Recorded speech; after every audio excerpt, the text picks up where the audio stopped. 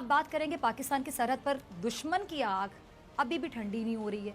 Bharat LOC पर इस ऐसे वक्त में भी आप सोचिए कि अपनी जारियत को जारी रखे हुए शहरियों को निशाना बना रहा है कि जब पूरी दुनिया में सिर्फ कोरोना कोरोना कोरोना हो रहा है कि कोरोना से कैसे लड़ा जाए, इस जंग को कैसे जीता जाए। लेकिन यहाँ पे भी हम देख रहे हैं कि भारत के सर पे जंगी जुनून जो है वो सर चढ़ा हुआ है और सर चढ़कर बोल रहा है, वो अभी तक सवार है। इसकी क्या वजह है? क्या कोई नफसियाती इशूज़ है नरेंद्र मोदी के, बीजेपी गवर्नमेंट के, या फिर उनकी जो भारतीय सेना है जो आरएसएस की सोच को रिप्रेजेंट करती है बाकायदा? हमारे साथ जो मेहमान मौजूद है गरीदा फरूकी, रमेश कुमार साहब अभी भी हमारे साथ मौजूद हैं। और सेकंड सेगमेंट के लिए हमें ज्वाइन किया है जनरल रिटायर्ड एजाज अवान साहब ने। एजाज अवान साहब बहुत शुक्रिया ज्वाइन करने के लिए। सबसे पहले आपकी तरफ ही आऊँगी जनरल साहब, भारत को क्या मैं कह सकती हूँ या आपको लगता है कि कोरोना से भी डर नहीं लग रहा है? जबकि हम सब लोग जितने भी लोग अकल शऊर रखते हैं वो यही कह रहे हैं कि कोरोना एक वेकअप कॉल है बहुत से लोगों के लिए। अभी भी हम देखते हैं कि ऐसी मजाका की हरकतें कर रहे हैं जिसपे बाकी इतनी वो फनी सी बातें कर जाते हैं कि जी ये पाकिस्तान से आ रहा है कोरोना, ये जो कोरोना है ये मुसलमान फैला रहे हैं, और कोई और नहीं कहता। उनके बड़े बड़े एंकर्स जो टीवी पे बैठ के लोगों की बाकायदा राय कायम कर रहे होते हैं, उनके बड़े बड़े सियासतदान जलसों में खिताब करते हुए इस तरह की बातें कर जाते हैं। कैसे देखते हैं आप उनकी ये दिमागी या नफसियाती हालत को?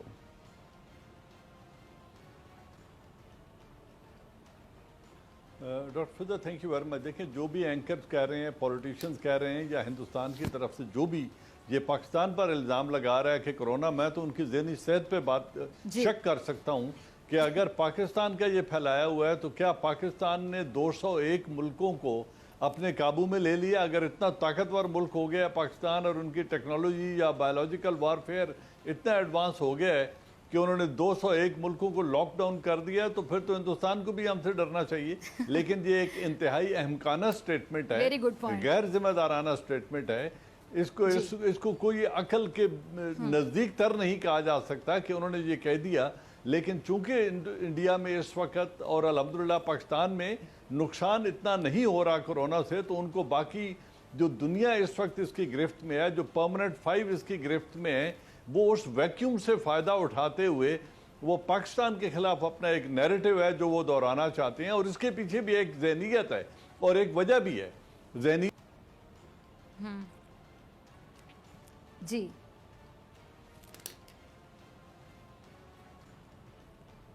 जी ठीक है, शायद जनरल एजाज अवान साहब को टेक्निकल इशू है। ठीक है, मैं आपकी तरफ दोबारा आऊंगी जनरल साहब। गरीदा, मैं आपकी तरफ आ रही हूँ। आप कैसे देख रही हैं इस पूरी सिचुएशन को? वाकई जी पूरी दुनिया कोरोना से लड़ रही है। अब हमारे यहाँ भी मेरे ख्याल से इस तरह की बातें तो नहीं होती। पाकिस्तान बहुत अच्छे तरीके से लड़ रहा है, भारत के ऊपर अभी भी जंगी जुनून सवार है, एलओसी की आए दिन खिलाफ वर्जी होती है। कैसे देखती हैं आप पूरी सिचुएशन को? क्यों कर रहा है भारत ऐसे?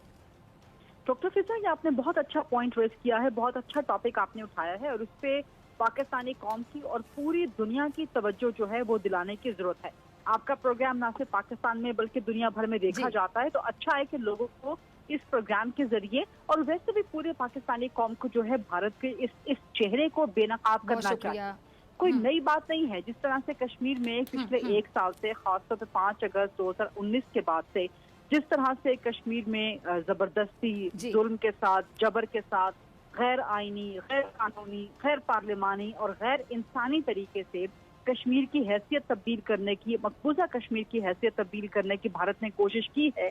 और उसके बाद जिस तरह से भारत के चेहरे से नकाब उठा है, जिस तरह से दुनिया भर के बड़े बड़े जरीदे जो हैं, जो बड़े बड़े क्रेडिबल पब्लिकेशंस हैं, जो क्रेडिबल मीडिया ऑर्गेनाइजेशंस हैं, जो क्रेडिबल लोग हैं दुनिया भर के दानिश्वर और दुनिया भर की हुकूमतें जिस तरह से भारत पर जो है लान तान कर रही हैं, भारत पे तनकीद जो हो रही है, मुझे तो हैरानी होती है कि उसके बावजूद इतनी हठधर्मी कि इस वक्त पूरी दुनिया एक अनप्रेसिडेंटेड क्राइसिस का शिकार है और भारत को अपने इमेज की कोई परवाह नहीं है। एक जमाना था जब पूरी दुनिया में इनक्रेडिबल इंडिया का जो है वो डंका पीटा जाता था, लेकिन अब उसी को इंटॉलरेंट इंडिया कहा जा रहा है। और ये इंटॉलरेंस की एक और बदतरीन मिसाल है, एक और बदतरीन जो है वो एस्पेक्ट है कि पूरी दुनिया एक तरफ एक मेडिकल वॉर लड़ रही है और आपने पाकिस्तान के साथ जो है सिर्फ इसलिए कि आपके अपने मोदी सरकार को जो इंटरनल प्रेशर आ रहा है, जिस तरह से आपने बात की डॉक्टर फिजा कि पाकिस्तान तो बहुत अच्छे तरीके से जंग लड़ रहा है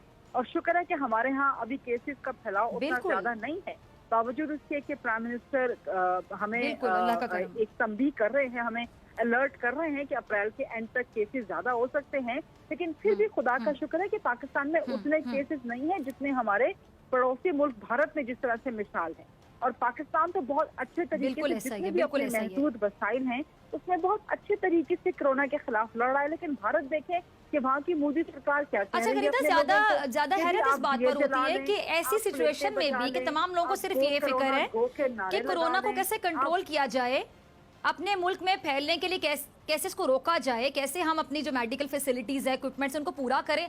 ऐसी सिचुएशन में भी नरेंद्र मोदी के सर पे जंगी जुनून सवार है। मतलब ऐसी सिचुएशन में भी ये मुझे उसकी जी जो बिल्कुल। और मेंटालिटी मैं समझ तो नहीं आ यहाँ रही। आपको समझ आ रही, प्लीज समझाने की कोशिश करें।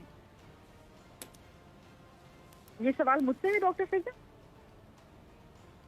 जी गरीदा, आपसे आपसे है, फिर मैं रमेश कुमार साहब आपकी तरफ आती हूँ। मैंने चंद दिन पहले भी एक जगह कहा था कि यूनाइटेड नेशंस ने, यूएन सेक्रेटरी जनरल ने चंद दिन पहले एक अपील की थी कि दुनिया भर में जहां जहां जंगें हो रही हैं वहां सीज फायर किया जाए, वहां जंगबंदी की जाए, क्योंकि इस वक्त एक बहुत खौफनाक सूरत हाल है।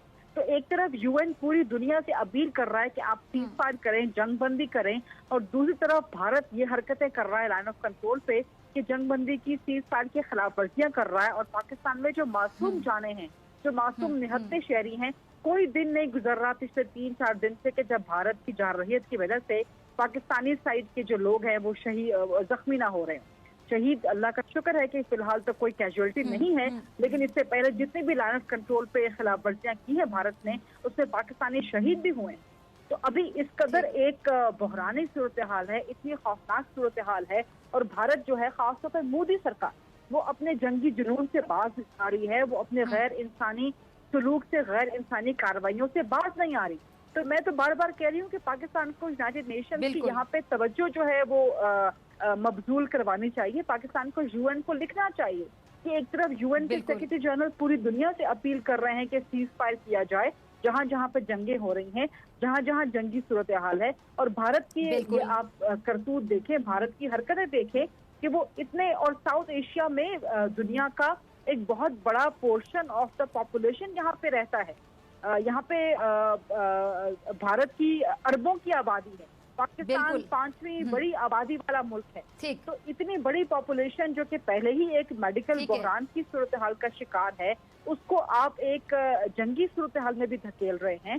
तो ये तो पूरी दुनिया के अमन को भारत जो है वो दांव पे लगा रहा है, पूरी दुनिया के अमन को खतरे में डाल रहा है। तो दाव पे लगाने की कोशिश करें, बिल्कुल। और आतंकवादी पाकिस्तान को कहते हैं, और खुद देख लीजिए इनकी मेंटालिटी, इनकी सोच जो कि इनके रवैयों में बाकायदा नजर आ रही है। रमेश कुमार साहब आपकी तरफ आना चाहूंगी। गरीदा ने बहुत अच्छा पॉइंट रेज किया कि पाकिस्तान को अब लिखना चाहिए, लिख के भेजना चाहिए। आप कैसे देखते हैं सिचुएशन को? और बहुत से लोग अक्सर ये कहते हैं, इमरान खान साहब ने नो डाउट के बहुत अच्छे तरीके से रिप्रेजेंट किया, कश्मीर के मामले पर बात की, भारत को दो टोक जवाब अगर मैं कहूँ दिया, लेकिन बहुत से लोग अभी भी कहते हैं कि हुकूमत कि अभी भी कुछ गलतियां हैं, हुकूमत अभी भी बहुत सी जगहों पे नरमी बरत रही है, ऐसे कर देना चाहिए, वैसे कर देना चाहिए। क्या कहते हैं आप पूरी सिचुएशन पे? क्या कर सकते हैं हम, हमें क्या करना चाहिए?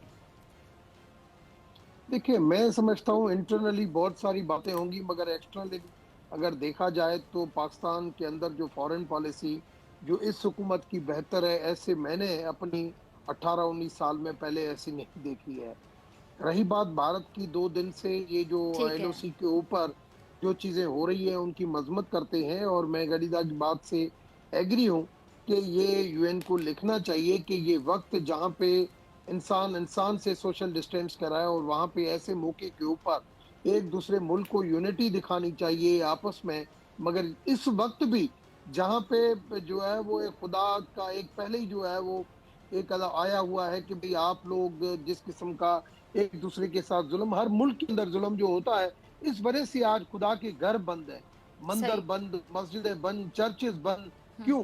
तो हमें इस चीज के ऊपर सोचना पड़ेगा। कल एक मैंने इंटरव्यू देखा, मैं समझता हूं कि सलीम साफी का, एक बच्चे का जिसको प्रोफेसर का नाम दिया गया, इतना खूबसूरत इंटरव्यू था।